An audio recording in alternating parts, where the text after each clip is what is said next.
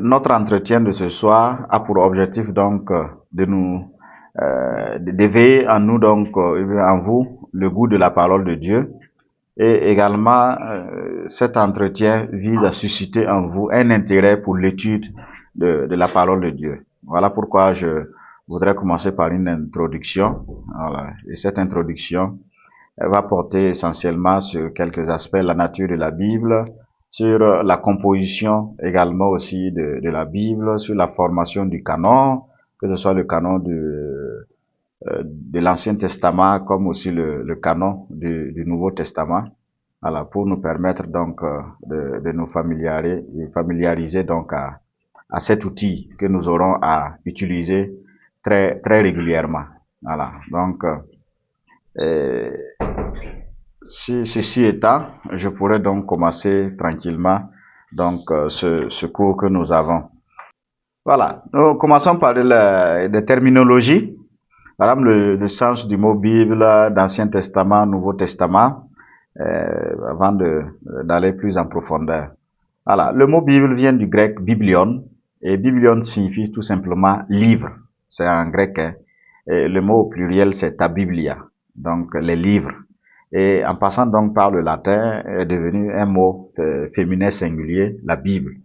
Voici donc l'origine de la Bible. Donc si on dit la Bible, il faut comprendre que c'est le livre par excellence. Voilà.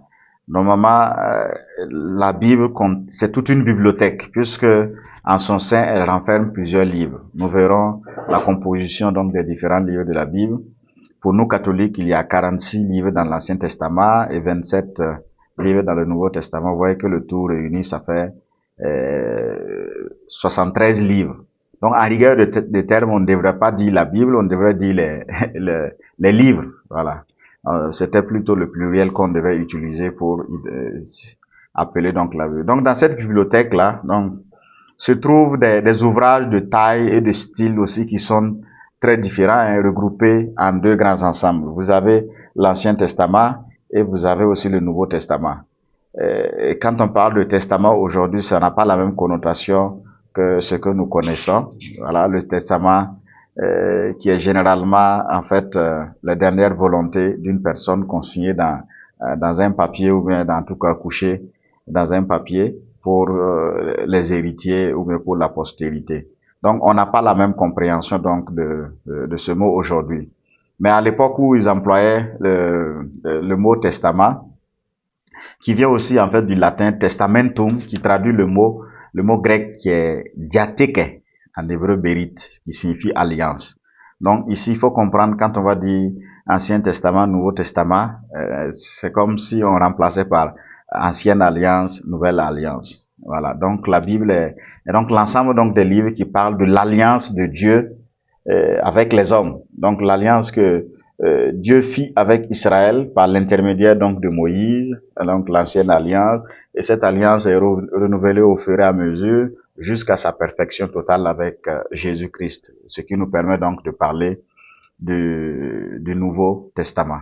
Donc l'ancienne alliance fut renouvelée plusieurs fois, comme ce que je viens de le dire, mais elle revêtait la forme donc d'un contrat. Donc le peuple, en réponse donc à son élection, acceptait certaines conditions, comme celle en particulier aussi d'être fidèle au Dieu unique et vrai. Voilà, on verra avec le livre de l'Exode, l'alliance que Dieu a conclue avec son peuple au Sinaï. Avant ça, dans le livre de la Genèse, on verra l'alliance que Dieu a conclue avec Noé, qu'il a conclue avec Abraham, Isaac et Jacob. Voilà, donc jusqu'à l'alliance conclue avec son peuple au Sinaï et dans la nouvelle alliance, donc avec en la personne de Jésus-Christ. Donc l'Ancien Testament, il faut comprendre que c'est l'histoire du peuple d'Israël. Voilà, l'histoire de ce peuple vu à la lumière donc de l'alliance, une histoire faite donc de longues successions d'infidélités, une histoire faite aussi de châtiment quand le peuple n'est pas fidèle à l'alliance, et une histoire aussi faite de réconciliation. Quand à chaque fois le peuple il déconne et puis le peuple revient au Seigneur, bon, le Seigneur aussi se ravise et puis il refait alliance avec son peuple. Donc du côté de Dieu, elle restait celle d'une fidélité sans défaillance. L'alliance avec Dieu est une fidélité sans défaillance. Voilà. Aujourd'hui, quand on va parler de la nouvelle alliance, Il faut comprendre que c'est l'alliance scellée en Jésus-Christ. Donc, ayant pour dessein donc de sauver l'humanité. Dieu a envoyé son Fils unique dans le monde et la venue du Fils marque donc le début d'une nouvelle ère, donc le début d'une nouvelle alliance. Dieu conclut une alliance nouvelle scellée dans le sang donc de Christ avec un nouveau peuple. Ce n'est plus seulement Israël, mais cette alliance que Dieu scelle désormais avec, c'est avec l'humanité. Donc c'est l'humanité qui devient donc ce peuple nouveau. Et dans notre foi chrétienne, c'est l'Église, voilà, l'Église qui procède directement de l'ancienne alliance. Voilà. Donc le Nouveau Testament nous dit comment s'accomplit donc le dessein de Dieu pour l'humanité. Comprenez ici le destin de Dieu comme étant en fait le projet de toute éternité de Dieu de sauver l'homme. Voilà. Donc, dès lors, vous comprenez qu'en fait, les deux testaments, que ce soit l'ancienne alliance ou bien que ce soit la nouvelle alliance, ces deux testaments-là sont liés l'un à l'autre. Voilà. On ne peut pas, en fait, les séparer. On ne peut pas les séparer. On ne peut pas non plus aussi les interpréter de façon solitaire. Ça veut dire, on prend l'Ancien Testament, on interprète que l'Ancien Testament et puis on laisse, ou bien on prend seulement le Nouveau Testament. Non. Parce que l'Ancien Testament conduit au Nouveau. Si vous comprenez déjà ça, vous comprendrez que dans les livres de l'Ancien Testament que nous allons étudier au fur et à mesure, va nous amener donc, ou nous conduire au Nouveau Testament. Et il en est donc la préparation, donc le livre de l'Ancien Testament. Voilà. Il ne comprend pas, il ne se comprend pour un chrétien qu'à la lumière donc de son accomplissement dans le Nouveau Testament. Mais vous verrez aussi que le Nouveau Testament serait incomplet sans l'Ancien Testament, qui en constitue donc les fondations. Alors, on ne peut pas construire une maison s'il n'y a pas de fondation au départ. Vous ne pouvez pas mettre un toit isolé qui flotte en l'air. Il faut bien des poteaux, il faut bien aussi de quoi attacher ces tôles pour que ces tôles ne s'envolent pas. Donc, on pourra dire que l'Ancien Testament là, constitue les fondations même du Nouveau Testament. Il faudrait en fait parler de Premier Testament et de Second Testament, par respect pour les Juifs et pour aussi garder au Premier Testament toute sa valeur. Parce que, vous voyez déjà, quand on va dire Ancien Testament, c'est comme s'il y a une connotation péjorative. Ce qui est ancien est appelé à être jeté. Mais on verra que ce n'est pas forcément aussi le cas. Les deux, c'est apprendre, comme dirait quelqu'un, de façon conjointe, de concomitamment et simultanément. Voilà, donc il faut, c'est tout un. Voilà, les Anglais vont dire que c'est all in one, donc c'est tout un. Voilà. La Bible est le best-seller des livres. Hein. Le best-seller des livres, elle est traduite en plus de 2000 langues, soit un tiers donc des parlers de la terre. En Afrique, la Bible est traduite en plus de 600 langues, sans compter les États-Unis où on pense que c'est autour de 400. L'Europe également, on pense que c'est autour de 300. L'Asie autour de 500 et pour l'Océanie même autour de 400 aussi presque. Donc rien à l'orée donc de l'année 2000 là, il y avait près de 18 à 19 millions donc de Bibles qui ont été distribuées en fait dans le monde. Donc comprenez que c'est vraiment le best-seller, le livre le plus lu, le livre le plus traduit dans le monde. Voilà. Et c'est un livre c'est vrai, c'est pour l'Église, c'est pour les chrétiens, c'est pour les Juifs, voilà. Mais de plus en plus, ça devient comme un bien aussi de toute l'humanité, parce que même ceux qui ne sont pas chrétiens ont souvent des contacts avec la Bible, avec la parole de Dieu, et chacun plus ou moins l'interprète souvent en allant un peu dans son sens. On verra plus tard que pour interpréter aussi le texte biblique, il faut suivre certains canaux, voilà, qui sont déjà définis ou prédéfinis par l'Église pour sauvegarder, parce que l'Église est le gardien donc du dépôt de la foi et c'est l'Église qui comprend et qui connaît ça très bien. Voilà. Et ce qu'il faut comprendre également, c'est que la Bible n'est pas un livre écrit en une seule fois. Je vous ai dit que la Bible, c'est toute une bibliothèque. Dans une bibliothèque, quand vous rentrez, vous avez dans les rayons plusieurs livres. Bon, vous avez peut-être derrière moi ma petite bibliothèque. Vous voyez, il y a plusieurs livres à l'intérieur. Voilà. Donc, c'est pas au même moment que tout cela a été construit. Ça a pris du temps. Ça a pris du temps, donc, dans la rédaction de ces livres. Et ce sont pas les mêmes époques également d'écriture. Voilà. contrairement à ce qu'on pourrait penser, le livre de la Genèse n'est pas le premier livre écrit. Pour trouver le premier livre écrit, il faut aller dans le livre de Samuel et dans le livre des rois. C'est là que nous pouvons trouver les premières rédactions de l'Ancien Testament.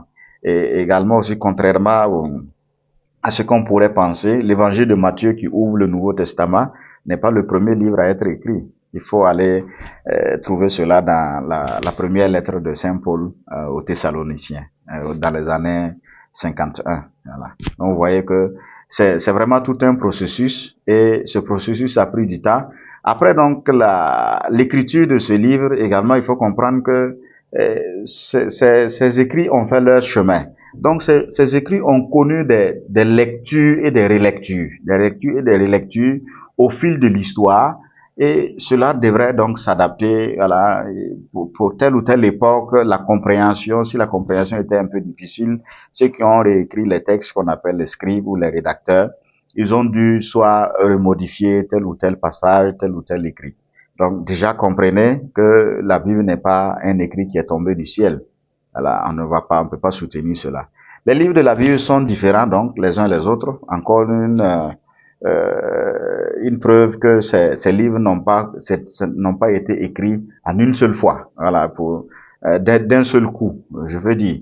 Parce qu'à l'intérieur, vous avez des livres qui sont des livres d'histoire. Vous avez des livres aussi qui racontent les débuts de l'humanité. Vous avez des livres qui racontent l'histoire d'Israël. Vous avez des livres qui relèvent aussi de la didactique, ça veut dire des livres qui destinés donc à éduquer. Vous avez les livres des sages. Voilà. Donc, vous voyez, c'est tellement varié que on ne peut pas soutenir le fait que ce soit écrit au même moment. Voilà. Quand on reviendra sur la formation de l'Ancien Testament comme du Nouveau Testament, on pourra donc entrer aussi plus en profondeur sur ces différents livres. Voilà. Et qu'est-ce qu'on peut ajouter là? Donc, ces écrits sont devenus paroles de Dieu. Voilà. Ces écrits sont devenus paroles de Dieu. Donc, la Bible est à la fois parole de Dieu et parole aussi d'homme. Parce que Dieu est le premier auteur. Et on dira que l'homme, donc tous ceux qui ont écrit ces livres, sont les vrais auteurs. Parce que Dieu est passé par le canal qui est l'homme pour transmettre donc sa volonté pour le salut aussi de l'humanité. Donc pour cela, on ne peut pas en fait soutenir le fait que la Bible est tombée du ciel, ou bien la Bible ça a été écrit seulement par Dieu. Voilà, c'est voulu par Dieu. Et c'est une parole de Dieu, c'est une parole aussi des hommes. Pour les croyants, elle est la parole de Dieu adressée aux hommes. Pour les chercheurs, ici il faut comprendre les chercheurs, les biblistes, les exégètes et même les scientifiques, que ce soit les historiens, que ce soit les philosophes, que ce soit aussi les autres scientifiques, les sciences exactes ou pratiques qui tentent donc de chercher des éléments ou bien des réponses dans la Bible. Donc la Bible, pour les chercheurs, elle est aussi un document historique, hein, un document littéraire, un document spirituel d'une richesse aussi inépuisable. Mais le premier but de la Bible n'est pas de donner des informations ou bien pas de raconter des faits historiques. Voilà. Si on comprend également cela, ça va nous éviter aussi certaines conceptions, je ne dirais pas erronées, mais qui ne rentrent pas dans le cadre donc de la Bible. Voilà. Donc c'est vraiment un livre d'une grande richesse. Hein. Dieu se révèle à travers donc les auteurs humains qui ont exprimé en fait son message dans les langues, dans les styles, dans les mentalités de leur époque. Voilà. Ouais, c'est ça aussi la liberté que Dieu accorde à l'homme. Il se révèle à l'homme dans son contexte, et c'est l'homme qui va coucher sur papier ce que Dieu a voulu, ce qu'il a compris de ce que Dieu voulait révéler. Donc c'est ce qu'on appelle en fait l'inspiration divine. Dieu a inspiré les auteurs sacrés pour qu'ils transmettent fidèlement la vérité du salut. Voilà. Sans pour autant effacer leur personnalité, sans pour autant aussi effacer leur culture et également leur liberté. C'est très important. Ainsi, la Bible n'est pas un livre tombé du ciel. Voilà, c'est une répétition. Mais le fruit donc d'une rencontre entre Dieu et les hommes. Elle invite donc à une lecture vivante. Écouter, méditer, prier et agir, tout cela constitue le fondement donc de notre soif ou de notre quête de Dieu. Et c'est donc tout ce que vous voyez au niveau de la foi, tout est puisé donc de la parole de Dieu, que ce soit la catéchèse, que ce soit la liturgie, que ce soit la théologie.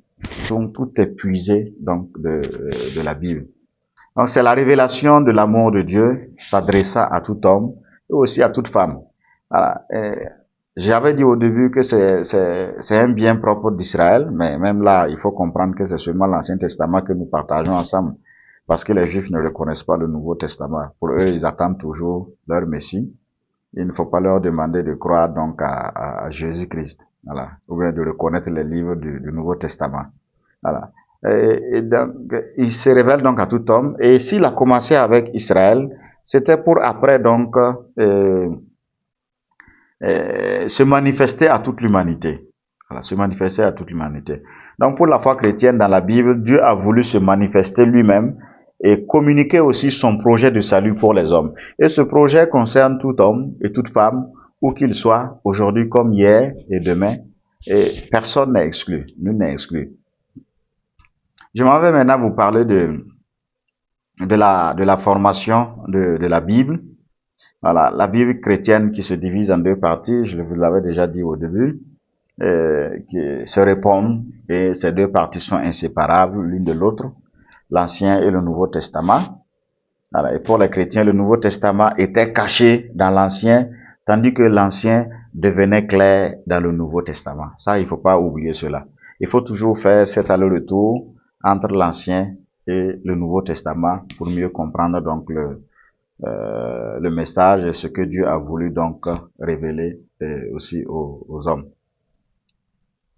Pour ce qui est donc de la formation de la Bible, très rapidement pour la formation de l'Ancien Testament, il faut comprendre que c'est une histoire qui s'enracine aussi dans un contexte historique et qui s'enracine également dans un contexte également social et dans un contexte culturel. Vous voyez que Israël, l'appel d'Abraham, il faut situer ça autour de 1850. Il faut situer également aussi l'Exode, donc le fait de quitter l'Égypte pour retourner, pour aller à Canaan. Il faut situer ça autour de 1200-1250. Voilà. Donc nous voyons donc l'importance, le contexte historique, le milieu social va influencer donc en fait la rédaction des différents livres. Et petit à petit aussi, la mentalité d'Israël va évoluer pour que Israël comprenne davantage qui est ce Dieu donc qui fait alliance avec eux, qui est ce Dieu qui les a sauvés. En réalité, Israël a d'abord connu un Dieu libérateur, et après donc cela, dans sa longue méditation, il a compris que ce Dieu aussi qui les a sauvés est le Dieu créateur. Voilà. Israël fut ainsi conditionné par le milieu de vie du Moyen-Orient, parce que Israël est entouré par d'autres grands empires ou bien d'autres pays de l'époque. Vous avez l'Égypte au sud, vous avez la Syrie du côté de un peu à l'ouest, vous avez la Syrie, vous avez la Mésopotamie, vous avez aussi la Babylone, voilà, qui sont un peu du côté est et puis du côté sud-est également. Donc tous ces pays-là vont influencer en fait Israël. Au sud, la vallée du Nil, l'Égypte qui devient une grande puissance, une puissance importante. Vous avez au nord les plateaux d'Asie mineure. Voilà, quand on va rentrer un peu dans le Nouveau Testament, on va aussi plus s'intéresser à cette partie. Voilà. Vous avez donc là, je vous parlais de la Mésopotamie, qui sont de grandes civilisations. Et comprenez que toutes ces grandes puissances de l'époque, ces grands empires vont s'influencer, et tous ces grands empires également, ils vont se succéder. Alors, en termes de puissance, en termes de domination, ils vont se succéder. Donc, le contact d'Israël avec également ces autres nations va influencer beaucoup aussi que ce soit sa vie, va influencer aussi la rédaction aussi de ces textes, la compréhension de ces dieux. Et par là, comprenez aussi que les écrits comme que ce soit l'histoire des origines que nous pouvons retrouver dans le livre de la Genèse, que ce soit également aussi les grandes parties de la Bible, que ce soit les prophètes, que ce soit les livres historiques que nous allons voir. Comprenez que Israël n'est pas est tributaire donc des autres nations. Ça veut dire qu'il y a l'influence des autres aussi qu'on peut retrouver dans le texte écrit, voilà, dans ces textes qui nous sont transmis. Vous savez qu'ils ont aussi des mentalités qui sont différentes parce que ils sont de civilisations différentes. Pour parler en fait je prends quelques cas de l'Égypte. L'Égypte qui est façonnée par sa géographie, l'Égypte également qui vit aussi dans les lumières, divinisée sous différents noms. Vous avez le dieu soleil qui est le premier des dieux. Certains écrits de l'Ancien Testament, surtout le psaume 104, a dû donc s'inspirer donc du dieu, de l'hymne au dieu soleil que l'Égypte avait composé peut-être autour de 1350 avant. Donc l'Égypte est naturellement un pays aussi optimiste. On connaît bien l'histoire donc de l'Égypte. Ces dieux sont bons et veillent également aussi sur les hommes. Donc dans le rapport d'Israël avec son Dieu Yahvé, vous comprendrez aussi qu'il y a des accents de ce que les autres peuples également aussi vivent, rencontrent, qui vont réjaillir également. Vous avez aussi, je prends la mentalité cananéenne où Israël va s'établir pour longtemps. Quand Israël est arrivé à Canaan, il y avait aussi déjà aussi des divinités. Vous avez El, c'est ce qui va donner après Elohim, El, Eloé, voilà. Donc nous avons retenu, ou bien que le judaïsme a retenu, ou bien que le christianisme aussi va retenir. Et El est le dieu principal cananéen, voilà, qui se retrouve aussi dans les autres, voilà. Elohim là c'est le pluriel de majesté pour désigner en fait le Dieu de l'Ancien Testament. Ah, donc c'est le pluriel de majesté de Elle. Donc elle était souvent représentée sous forme d'un taureau. Déjà vous voyez, ça vous renvoie au taureau dans le livre de l'Exode, ce que les Hébreux après leur sortie ont dans le chapitre 32, ce qu'ils ont façonné, ce qu'ils ont adoré, ce qui va créer la colère de Yahvé et puis aussi la colère de Moïse. Voilà. Donc, ce culte sera combattu aussi plus tard par Amos, par Osée, les prophètes de cette époque du 8e siècle. Donc, la mentalité biblique fut certes marquée donc par la mentalité donc des peuples environnants, mais elle a quelque chose aussi de particulier à souligner. Voilà. Vous voyez, dans la pensée mythique, l'homme projette dans l'au-delà une divinité sur laquelle il s'efforce aussi d'avoir prise par le rite et en mettant aussi en la mettant à son service. Donc de la même manière également, dans le livre du Deutéronome là, ils vont mettre aussi cet accent là-dessus pour inviter le peuple donc à écouter chaque jour la voix de Dieu. Donc Shema Israël, Adonai Elohenu Adonai, et écoute Israël, le Seigneur notre Dieu, il est un. Voilà, il n'y en a pas d'autre. Donc, et ce qui est important aussi à comprendre dans la formation de l'Ancien Testament, c'est de savoir que l'Ancien Testament couvre une période j'ai parlé de l'appel d'Abraham autour de 1850, donc nous sommes dans le 19e siècle avant, voilà, jusqu'à le dernier siècle avant notre ère, donc jusqu'au premier siècle. C'est une histoire assez embrouillée, qui n'a pas été mise aussi par écrit que bien tardivement, par des étapes aussi successives. Donc, comprenez que la mise par écrit donc des textes de l'Ancien Testament a pris du temps. C'était d'abord une tradition orale. Voilà. C'était une tradition orale, comme dans ce qui est caractéristique donc de ces peuples sémitiques ou bien de ces peuples du Moyen-Orient ancien.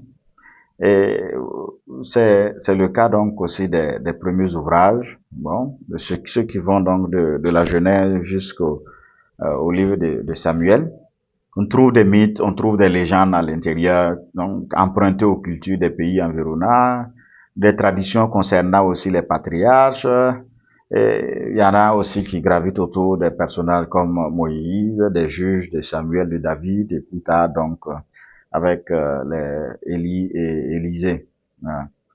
Et ces différents textes-là, ils ont été mis par écrit. Voilà pourquoi de l'oralité, on est passé de l'oralité à la mise par écrit des textes. Il y a une diversité des époques hein, et des milieux aussi de rédaction. Ouais, diversité des rédacteurs, j'avais dit que c'est écrit par plusieurs personnes. Vous avez ceux qui sont du royaume du Nord, parce que après la mort de Salomon, le royaume d'Israël a été divisé en deux royaumes, le royaume du Nord et puis le royaume du Sud. Voilà. Donc, les écrivains sacrés, qu'on appelle les hagiographes, voilà, ceux qui ont écrit les différents textes de la Bible, ces écrivains-là, ils viennent et du Nord et du Sud. Vous avez une diversité de styles, je vous avais parlé, comme c'est une bibliothèque, vous avez des livres de loi. Si vous prenez le livre de Lévitique, vous voyez bien les lois qui sont détaillées là-bas. Si vous prenez le livre du Deutéronome, vous voyez aussi des lois. Vous avez des livres de poèmes et de prières, vous avez les psaumes, par exemple. Voilà, ou bien les poèmes de poésie, vous avez les livres sapientiaux, vous avez Proverbes, Coëlette, Job, Ecclésiastique, Siracide, voilà, le livre de la sagesse. Et vous avez aussi les oracles prophétiques, donc pratiquement tous les prophètes voilà, qui sont là. Donc l'Ancien Testament est composé sur un millénaire. Il faut compter à partir donc du règne du 11e siècle du règne de David jusqu'au pratiquement au 1er siècle avant notre ère. Donc quand vous calculez, vous avez pratiquement tout un millénaire.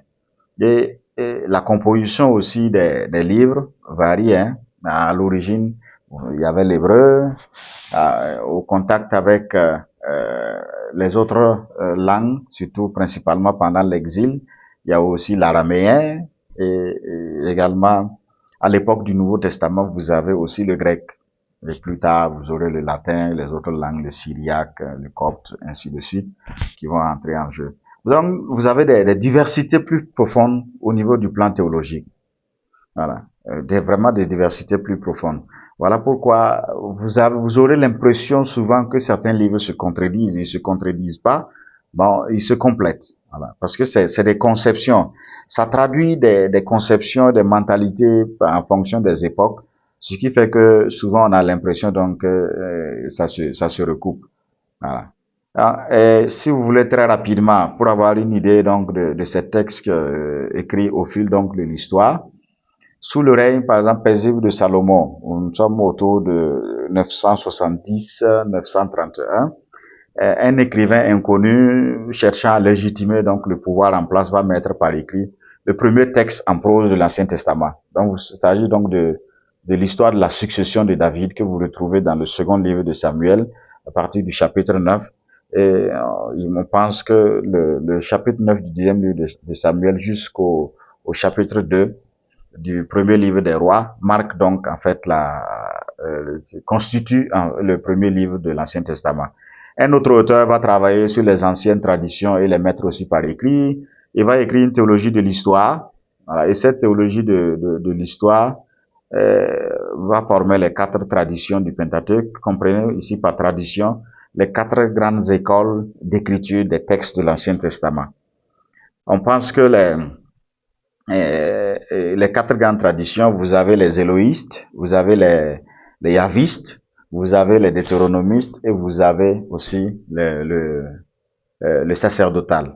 Donc, principalement les éloïstes, la tradition éloïste, c'est principalement concerne les auteurs du royaume du Nord. Et la tradition yaviste concerne le royaume du Sud. Parce que au Nord, les tribus qui sont installées au Nord appellent Yahvé Elohim. Voilà. Et puis les tribus du Sud vont appeler donc Yahvé leur Dieu Yahvé. Donc voilà pourquoi on parle de tradition éloïste, tradition. Voilà. Et mais avec la disparition du royaume du Nord en 721 ou 722, ça dépend de vos sources.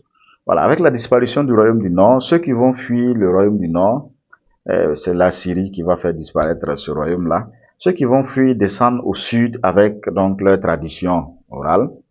Et ils vont fusionner, ils vont mettre ensemble ces traditions et ça va former l'éloïste et le yaviste. Voilà pourquoi souvent dans le même texte, vous pouvez, à chaque fois que vous allez voir Seigneur Dieu, comprenez qu'il y a une fusion de textes. Donc, c'est la même histoire qui est racontée au nord comme au sud, Mais puisqu'ils n'appellent pas Dieu de la même manière, au contact donc de ces deux traditions, les mettant ensemble, ils sont donc arrivés à parler en fait le même langage. Voilà. Et après donc ça, vous avez l'école deutéronomiste qui a essayé de formaliser les textes surtout du Deutéronome, du livre du Deutéronome, le dernier livre du Pentateuque là, et puis jusqu'au second livre des rois. Et pendant l'exil, donc, est née donc la tradition sacerdotale qui va finaliser la rédaction donc des livres de l'Ancien Testament. Donc voilà en gros très rapidement les différentes traditions qui se sont succédées pendant donc au cours donc de l'histoire d'Israël. Et je voudrais parler ici des matériaux et des types d'écriture. Hein. Les matériaux pour écrire les textes de la Bible, que ce soit de l'Ancien ou bien du Nouveau Testament. Les originaux de ces différents textes-là, de la Bible, n'ont malheureusement pas survécu. Donc, il faut comprendre que ce que nous avons là, ce sont des copies des textes qui ont été retravaillés. Voilà, et aujourd'hui, on les appelle donc des manuscrits. Voilà, les deux matériaux utilisés comme support aux copies des textes de la Bible, c'est principalement le papyrus et le parchemin. Et qu'est-ce qu'il faut comprendre? Le papyrus, là, c'est une plante qui croît dans l'eau, sous un climat chaud. Je pense que c'est des plantes qui pourraient bien survivre ici au Sahel, qu'on retrouvait principalement en Égypte. Voilà, en Égypte. En prenant les tiges, on pouvait fabriquer soit des cordages, soit des sandales, soit des corbeilles. Voilà, mais même des barques avec, voilà, on l'utilisait pour cela. Mais à l'époque donc quand il s'est agi de mettre par écrit les traditions orales de l'Ancien Testament, ils ont utilisé plutôt les feuilles donc pour pouvoir donc en fait ces feuilles-là sont faites de moelle et de fibres qu'on découpait en bandes longitudinales. Et c'est cela qu'ils ont utilisé, travailler. Voilà, vous voyez un peu plus tard ce qu'on va faire avec la peau des animaux, travailler, faire la tannerie pour pouvoir que ce soit lisse pour écrire. Donc, c'était des feuilles donc qu'on utilisait pour bien travailler, pour en faire des rouleaux et écrire le texte. Voilà. Les textes, la longueur aussi de ces feuilles ça variait. Mais vous voyez, au moins une feuille de près de 10 mètres, ça rendait quand même difficile aussi la lecture. Donc voilà, pourquoi petit à petit ils ont dû passer donc au papyrus. Du papyrus on est passé au parchemin. Et le parchemin est fait de peau de mouton ou d'agneau, voilà, qui est travaillé pour qu'on puisse écrire donc là-dessus. Et le type d'écriture, ça veut dire la forme donc de l'écriture. Il faut comprendre que dans les manuscrits les plus anciens, les copistes ont utilisé l'écriture onciale. Quand vous entendez par écriture onciale, l'écriture en majuscule en capitale, on dirait aujourd'hui. Les lettres n'étaient pas reliées entre elles, non. Il n'y avait pas non plus aussi de voyelles à cette époque-là, non.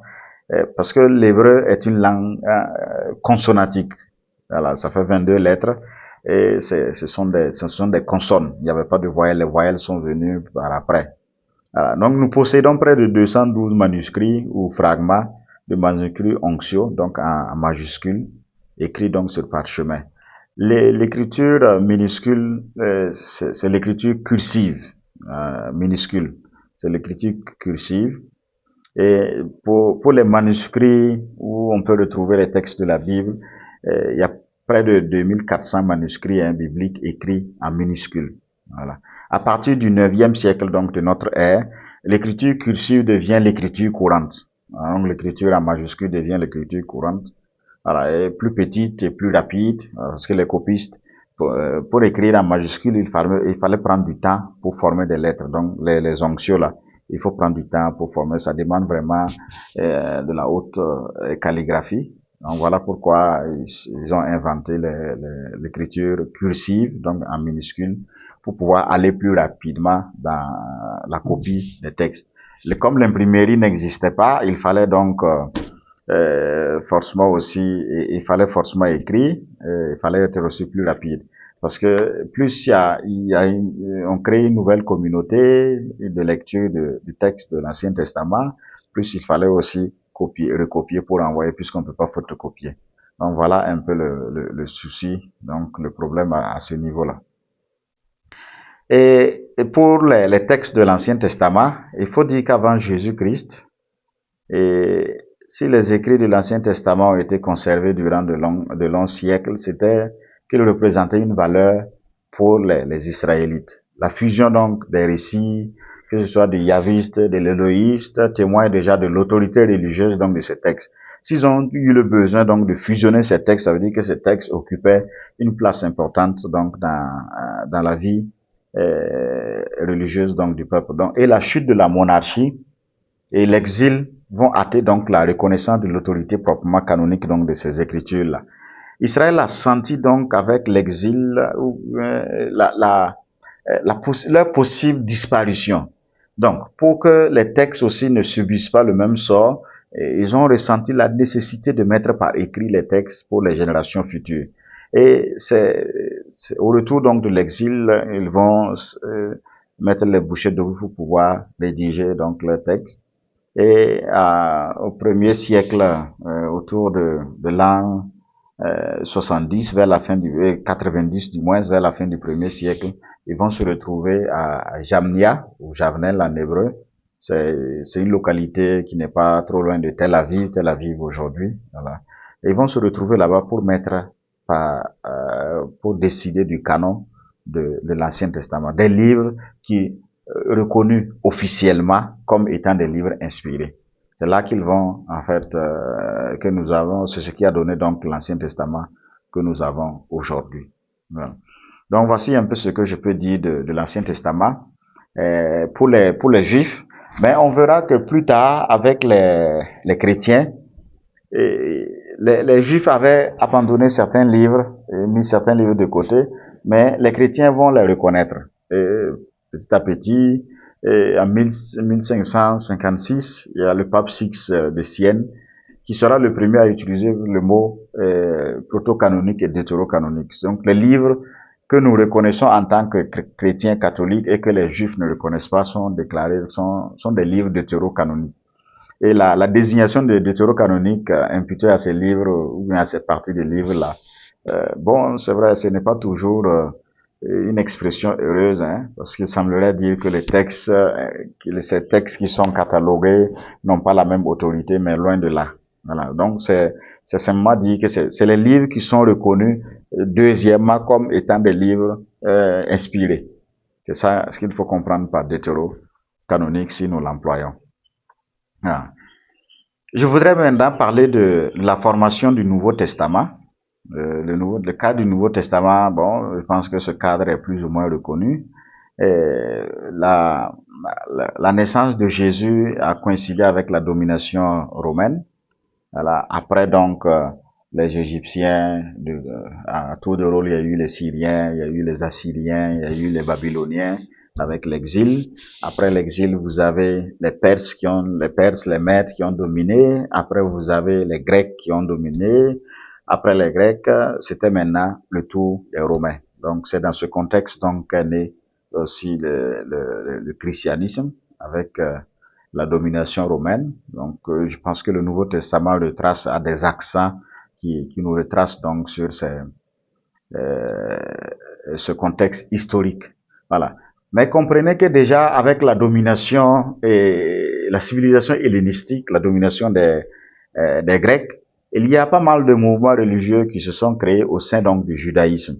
Vous avez les pharisiens, ceux qui sont vraiment accrochés à la loi de Moïse. Vous voyez également dans les textes du Nouveau Testament, surtout dans les évangiles, les discussions que Jésus avait très régulièrement avec ces personnes. Vous avez aussi les Sadducéens, voilà, qui sont évoqués aussi dans les pages d'évangile. Et vous avez aussi une communauté qu'on appelle les Esséniens. Les Esséniens, il faudrait dire que c'est les moines juifs. Et ils sont apparus vers le 2e siècle avant Jésus-Christ, en même temps que les pharisiens et puis les Sadducéens. Mais ils sont nés à une époque de crise, donc le judaïsme, surtout avec les Maccabées. C'est dans le livre des Maccabées on peut aussi voir les traces donc de ces Esséniens. Et ils sont connus pour leur vie communautaire. Comme ce sont des moines, ils ont voulu se retirer du côté de la mer morte pour vivre intensement leur foi, pour aussi vivre ce que la loi prévoit. À côté de vous avez aussi les Zélotes, qui n'étaient pas contents de la domination des Romains d'Israël par les Romains. Donc les Zélotes là, c'était aussi un mouvement à la fois politique et un mouvement aussi religieux qui est né aussi au 1er siècle de notre ère par Judas le Galiléen, à l'époque où la Palestine était sous domination romaine. Ils se distinguaient aussi par leur ardeur nationale et leur conviction que Dieu seul devrait être le roi d'Israël et par conséquent, aucune autorité étrangère ne devrait régner donc sur le peuple élu. Aujourd'hui, on les appellerait les patriotes, voilà, d'Israël, voilà, comme pour rejoindre un peu notre contexte historique personnel du Burkina Faso, où on parle de patriotes, et bon, je laisse l'autre titre. Et vous avez à côté aussi les baptistes, qui étaient aussi un mouvement, je dirais, influent, mais qui n'est pas un mouvement moindre. Voilà. Donc c'est dans ce contexte-là vraiment qu'est né le Nouveau Testament. Et également, le Nouveau Testament est passé aussi du stade de l'oralité au stade aussi de l'écrit. Voilà. L'évangile était d'abord annoncé, l'évangile était d'abord prêché avant d'être mis par écrit. Et qu'est-ce qui les a amenés donc à mettre par écrit le texte du Nouveau Testament? Il y a eu une nécessité ressentie, et cette nécessité ressentie parce que avec la multiplicité des communautés chrétiennes, il y avait aussi la multiplicité des prédicateurs. Il fallait trouver un texte normatif et un texte également qui soit fidèle au message de Jésus-Christ, pour que tous ceux qui devaient prêcher Jésus-Christ s'appuient donc sur ce texte-là. Donc voilà cette nécessité. Et avec aussi la disparition des premiers témoins, les apôtres vont commencer à mourir. Le dernier va mourir autour de l'encens, l'évangéliste Jean, on pense que c'est lui. Donc, comme les premiers témoins sont en train de partir un à un, il fallait aussi consigner par écrit pour question de fidélité. Et également, bon, pour limiter aussi les égarements des différents prédicateurs dans les différentes communautés. Donc, qu'est-ce qu'ils vont faire? Pour ce qui concerne les évangiles, ils vont rassembler les différents récits, que ce soit les paraboles, que ce soit les discours, que ce soit aussi les miracles que Jésus a accomplis, ou bien que ce soit les discussions que Jésus avait avec les pharisiens ou les sadducéens. En rassemblant cela par bloc, c'est comme un peu le rassemblement des agrégats ou bien des matériaux pour une construction. En rassemblant cela, chaque évangéliste est allé donc puiser à ces récits qui étaient déjà racontés dans les différentes communautés pour écrire maintenant son évangile. Voilà un peu ce qui nous a donné le texte écrit. Voilà, et c'est pourquoi à chaque fois qu'on dit évangile on devrait dire évangile de Jésus-Christ selon saint, parce que c'est un seul évangile, c'est pas plusieurs évangiles. L'évangile là, c'est Jésus-Christ. Et c'est Jésus-Christ, c'est l'événement Jésus-Christ que chacun a tenté donc de mettre par écrit pour la postérité et pour nous informer, donc nous dire qui est vraiment Jésus-Christ, pour nous permettre donc de nous rapporter donc au contexte historique aussi de Jésus-Christ. Donc chacun a dû donc mettre par écrit, et après aussi ces textes, nous avons aussi l'histoire donc de chaque texte du Nouveau Testament. Et après donc cela, il me plaît donc aussi de vous parler donc de les différentes subdivisions de chaque livre. Voilà. L'Ancien Testament, je reviens donc sur l'Ancien Testament, qui fait mémoire donc de l'histoire du salut, de l'histoire d'Israël, pour annoncer et préparer la venue du Christ. Ce que j'ai omis de dire dans la présentation du Nouveau Testament, comprenez qu'au départ, les chrétiens lisaient seulement les textes de l'Ancien Testament, mais ils interprétaient les textes de l'Ancien Testament à la lumière du Nouveau Testament. Donc, le Nouveau Testament, ou même à la lumière, donc, pour être plus exact, à la lumière, donc, de la nouvelle alliance, de la personne de Jésus-Christ, qui s'est incarné, de la personne de Jésus-Christ qui a souffert, qui est mort et qui est ressuscité. Donc, c'est comme ça, donc, qu'ils comprenaient, qu'ils interprétaient les textes de l'Ancien Testament, avant, donc, de mettre par écrit, les textes du Nouveau Testament. Donc, ce qui fait, j'avais dit au début qu'il y a Il faut prendre les deux testaments ensemble et une unité. Les deux sont intrinsèquement liés. Voilà pourquoi on ne peut pas faire fi de l'Ancien Testament pour interpréter et comprendre le Nouveau Testament. C'est pas possible. Je donne un exemple peut-être assez banal. Si vous voulez comprendre la lettre aux Hébreux dans le Nouveau Testament, il faut aller lire le livre du Lévitique, le manuel du sacrificateur dans l'Ancien Testament. Si vous lisez le livre de Lévitique, vous lisez la lettre aux Hébreux, et après donc cette lecture du livre de Lévitique, vous lisez la lettre aux Hébreux, cela devient un peu plus ou moins clair aussi pour montrer le lien entre les deux.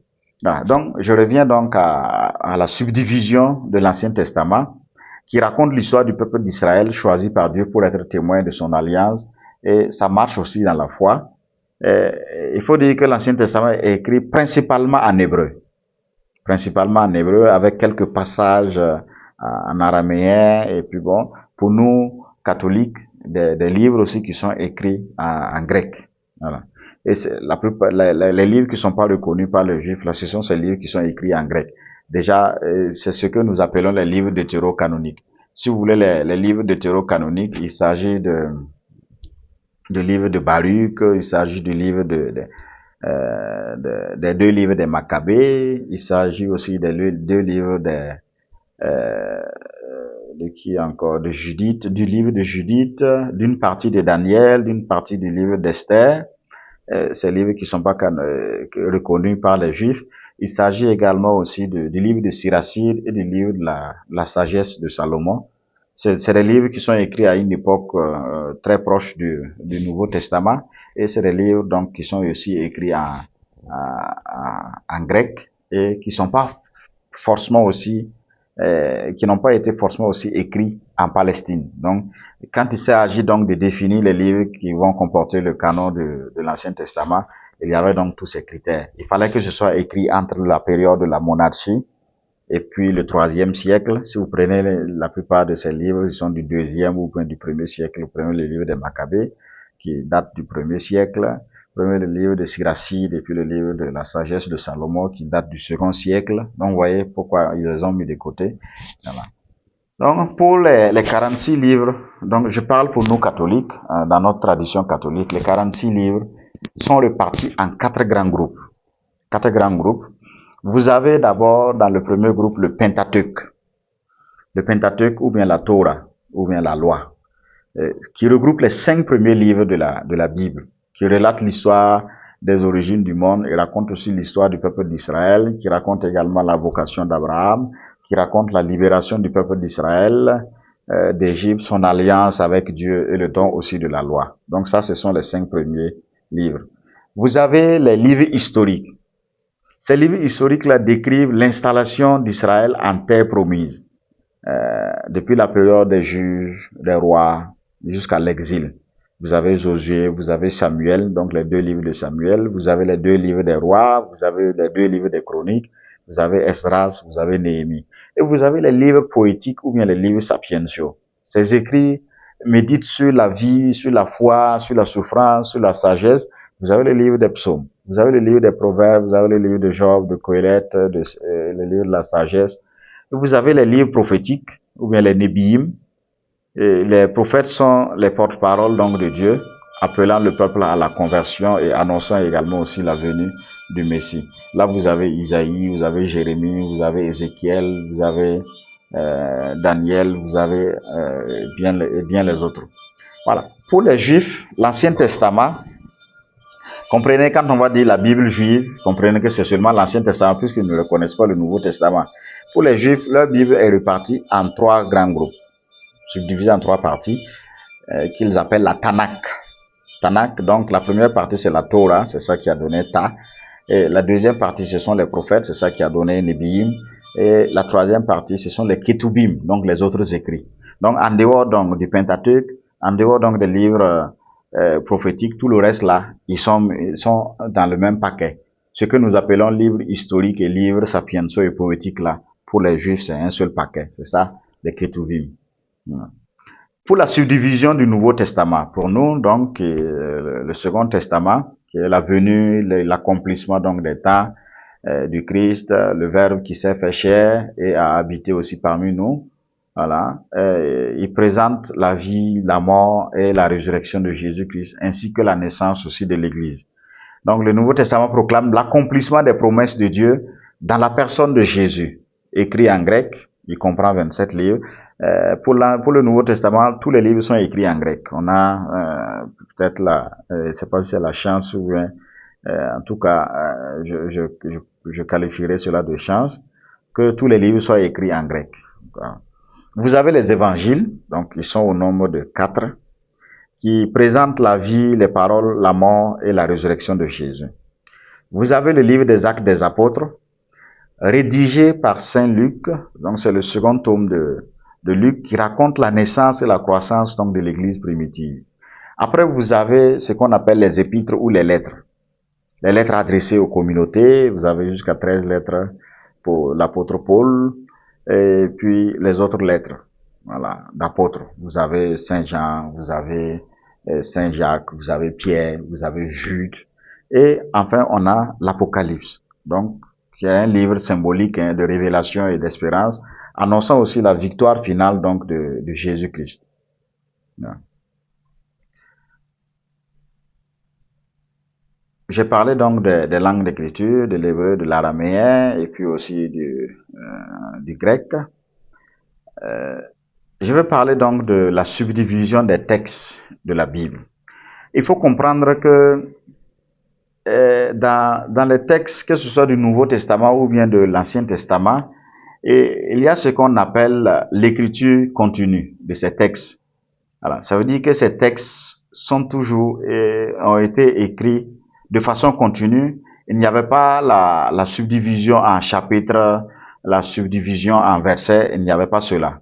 Voilà. Donc, c'est ce qu'on appelle la scriptio continua, l'écriture continue. Donc, le découpage en macro-unités, donc en chapitres, le découpage en micro-unités en versets, voilà, est l'œuvre donc des éditeurs modernes. On dit bien moderne parce que il faut remonter à 1226 de notre ère, après Jésus-Christ donc, pour voir les premières subdivisions des différents livres, voilà, avec principalement l'archevêque anglais de Canterbury, le grand chancelier de l'université de Paris, Étienne Langton, qui a eu l'idée donc de diviser l'Ancien Testament et le Nouveau Testament sur le texte latin de la Vulgate de Saint Jérôme en chapitres. Donc c'est le premier, Étienne Langton, en 1226 après Jésus-Christ, le premier à subdiviser les livres de l'Ancien et du Nouveau Testament en chapitres. Après lui donc, en 1541, vous avez Santes Pagnino, c'est un juif converti, puis dominicain, natif donc d'Italie, qui a consacré 25 années de sa vie à la traduction de la Bible, qu'il a publiée en 1527. Donc, il fut aussi le premier à diviser le texte en versets, puisque Étienne Langton avait déjà divisé les différents livres en chapitres. Lui aussi, il est le premier à diviser donc le texte en versets numérotés. Et après lui, vous avez Robert Estienne également, qui est un imprimeur en 1551, qui va donc aussi tenter une subdivision en versets du Nouveau Testament. En 1555, il va publier l'édition latine de toute la Bible, et pour les versets de l'Ancien Testament hébraïque, et il prit la division faite par Santes Pagnino. Pour les autres livres de l'Ancien Testament, il va élaborer sa propre division en utilisant le Nouveau Testament, celle que quelques années auparavant, il avait lui-même aussi réalisée. Donc, vous voyez, vous comprenez que cette subdivision en chapitres et en versets, c'est récent. Ce qui fait qu'aujourd'hui, pour rechercher un passage biblique, il suffit seulement de connaître le livre, il suffit de connaître le chapitre, il suffit de connaître les références du verset pour aller très rapidement et retrouver. Parce que, comme il y a plusieurs éditions de Bible, on ne peut pas donner une page. Si moi j'utilise la Bible Tov, un autre utilise la Bible de Jérusalem, on ne peut pas avoir les mêmes pages. Même dans la Bible de Jérusalem, en fonction des années d'édition, les pages aussi varient. Donc, ce qui fait que c'est plus juste de donner l'auteur du livre, de donner le chapitre et de donner les versets pour permettre aux uns aux autres de se retrouver plus facilement. Donc, avec l'invention de l'imprimerie, voilà, on va mettre donc les textes là sur papier et pour nous permettre donc de lire plus facilement. Voilà. La rédaction donc a connu une histoire importante qu'il faut respecter pour mieux aussi comprendre le texte biblique. Je voudrais terminer donc par l'interprétation des textes dans l'Église. C'est tout un document également que l'Église aussi a, un document écrit en 1993 pour orienter ceux qui étudient la Bible, ceux qui interprètent la Bible. Et de façon succincte, qu'est-ce que le document dit? Le document dit que la Bible, de lire la Bible demande à la fois intelligence et foi. Parce que l'étude de la Bible requiert une approche historique. Il faut toujours comprendre le contexte dans lequel tel ou tel passage est employé. Et une approche aussi littéraire. On ne peut pas interpréter un récit de la même manière.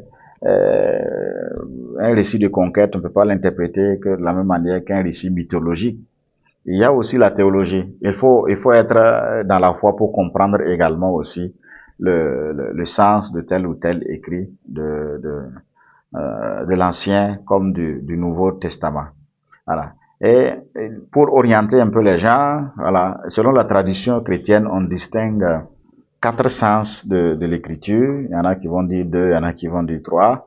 Mais en gros, bon, je donne les 4 sens qui peuvent être regroupés autrement. Hein. Il y a d'abord le sens littéral, qui considère la Bible comme une œuvre de littérature en étudiant les genres littéraires, que ce soit le récit, la poésie, ou bien la prophétie, ou bien les paraboles. Il y a toujours un schéma d'étude quand on veut analyser tel ou tel passage. Il s'agit donc de trouver donc dans le sens littéral, il s'agit donc de trouver ce que le texte dit réellement, selon le contexte et selon aussi le genre littéraire. Il s'agit donc de trouver cela. Après ça, vous avez le sens spirituel qui cherche à comprendre donc le message de la foi, qui est Dieu et comment il se révèle à l'humanité à travers l'histoire aussi du salut. Voilà. Et dans ce sens spirituel, nous avons jusqu'à trois sous-sens, je dirais. Le sens typologique, qui consiste donc à voir dans les événements de l'Ancien Testament une préfiguration du Christ. Je donne des exemples très simples. Quand vous allez lire le déluge, cela va vous faire, ça doit sauter à vos yeux donc le baptême dans la Nouvelle Alliance. Quand vous lisez par exemple le récit d'Adam, cela aussi doit vous faire sauter à vos yeux comme une préfiguration du Christ. Je prends Saint Paul par exemple dans la lettre aux Romains qui va parler de la désobéissance d'Adam et de l'obéissance du Christ, qui va parler d'Ève et qui va parler aussi de Marie, voilà, la femme de la Nouvelle Alliance. Donc, vous voyez en fait cela. Quand vous allez prendre le récit du sacrifice d'Isaac dans l'Ancien Testament, le référent dans le Nouveau Testament, c'est la passion mort du Christ. Quand vous allez prendre le récit de Jonas dans le poisson, ça va vous faire également aussi référence à la passion mort du Christ au tombeau, les 3 jours de Christ au tombeau. Voilà, ainsi de suite. Donc, c'est le sens typologique, donc, cherche à voir dans les événements de l'Ancien Testament une préfiguration, donc, du Nouveau Testament ou une préfiguration de la personne de Christ. On parle souvent du sens typologique ou bien du sens christologique. Il y a le sens moral, donc, qui cherche donc à connaître à voir dans le texte la manière de vivre selon Dieu. Donc, on va rechercher donc le sens moral du texte pour nous et enfin le sens anagogique qui va orienter vers la vie éternelle. Donc, le sens anagogique, souvent aussi on parle du sens eschatologique. Voilà un peu comment nous devons aborder donc ce texte-là. Je suis à 1 heure, donc je pense donc à atterrir pour, en conclusion, pour parler donc de l'importance de la Bible pour nous aujourd'hui. En tant que chrétien, Saint Jérôme dit que l'ignorance des Écritures, c'est l'ignorance de Jésus-Christ. Voilà. Pendant longtemps, la Bible était réservée seulement au clergé. Donc, clergé comprenait ici pape, évêque, prêtre, diacre. Mais depuis le Concile Vatican II, qui a eu lieu en 1962-1965, l'Église invite désormais les prêtres, les religieux, les laïcs, tout le monde à lire fréquemment l'Écriture, voilà, pour ne pas être ignorant donc de Jésus-Christ selon Saint Jérôme. Je voudrais donc vous lire un des numéros de la Constitution dogmatique Dei Verbum sur la révélation divine, le numéro 25, si vous avez le document du Concile Vatican II, vous pouvez voir ça, cela là-bas. Donc, il dit ceci: tous les clercs, en premier lieu les prêtres du Christ, et tous ceux qui vaquent normalement, comme diacres ou comme catéchistes, aux ministres de la parole, doivent, par une lecture spirituelle assidue et par une étude approfondie, s'attacher aux Écritures, de peur que l'un d'eux ne devienne un vain prédicateur de la parole de Dieu au dehors, lui qui ne l'écouterait pas au dedans de lui, alors qu'il doit faire part aux fidèles qui lui sont confiés. De même, le Saint Concile exhorte de façon insistante et spéciale tous les chrétiens, il n'y a pas de distinction, et les membres des ordres religieux à apprendre par la lecture fréquente les divines écritures, la science éminente de Jésus-Christ. En effet, l'ignorance des Écritures, c'est l'ignorance de Jésus-Christ. Donc, il cite ici Saint Jérôme. Donc, l'Église invite tout le monde à un amour de la Sainte Écriture et recentre aussi la théologie, la catéchèse, la liturgie, la prière et toute la foi chrétienne sur la parole de Dieu. Dans la théologie, la Bible demeure aussi la source principale de toute réflexion théologique. Elle oriente la foi, la morale et également aussi la doctrine. Voilà. Et donc, dans la liturgie, vous voyez, chaque fois que vous participez à une prière, à une célébration, il y a toujours une part active donc de la parole de Dieu. La Bible est au cœur de la prière et du culte, et de la célébration. Chaque célébration chrétienne comporte des lectures bibliques. Voilà. Et également aussi dans la culture universelle, vous voyez, la Bible a marqué la littérature, a marqué l'art, a marqué la musique, a marqué la philosophie occidentale. Même dans la culture moderne, elle continue d'influencer la littérature, l'art, la philosophie et la morale. Son influence dépasse largement le cadre religieux. Je vous ai dit au début que tout le monde a maintenant accès à la Bible. Voilà, la Bible qui est traduite à plus de 3000 langues. Les Écritures sont le livre le plus diffusé au monde. Ça, sans doute. Donc la Bible demeure actuelle et vivante.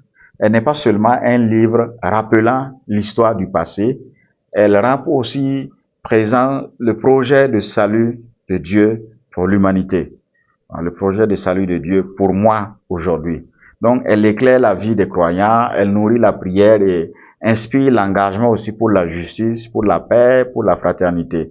Donc lire la Bible, c'est écouter Dieu qui parle aujourd'hui à travers donc des paroles anciennes, mais toujours nouvelles. Lire la Bible, c'est entrer donc dans l'alliance de Dieu, découvrir sa fidélité à travers l'histoire et laisser cette parole également transformer la vie personnelle et communautaire donc du croyant.